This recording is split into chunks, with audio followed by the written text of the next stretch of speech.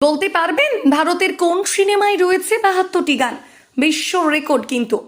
এত সহজ উত্তর জানেন না ৯৯% মানুষ।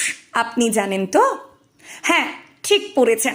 ছবিটিতে ছিল ৭২টি গান, যেখানে ছিল ৩১টি গজল, ৯টি ঠুমরি, 4টি হোলি, 15টি গান আর 2টি চৌবলা এবং 11টি ছান্দ।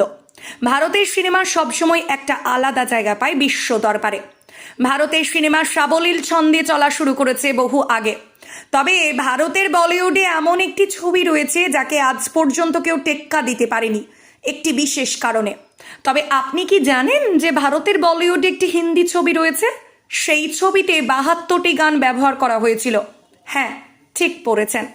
ছবিটিতে ছিল ৭২টি গান, যেখানে ছিল ৩১টি গজল, 9টি ঠুমরি, 4টি হোলি, 15টি গান, 2টি চৌবলা এবং 11টি ছান্দ। ছবিটি তৈরি হয় 1932 সালে।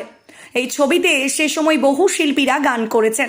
আসলে ছবির বিষয় এমন ছিল যে এই ৭২টি গান রাখা সম্ভব হয়েছিল। জানেন কি সেই ছবির নাম? যত ছবি বলিউডে তৈরি হোক না কেন, এই রেকর্ড কেউ ভাঙতে পারেনি এখনো। ছবির নাম ইন্দ্রসভা। এটি নাটক হিসাবে প্রথম মঞ্চস্থ হয় 1853 সালে। এরপর 1932 সালে এই ছবি পরিচালনা করেন জামাহেদজি এবং জাহাঙ্গীরজি মদন। এই ছবিতে অভিনয় করেন নিসার, জেহরানা কাজ্জান ও আব্দুল রেহমান কাবুলি।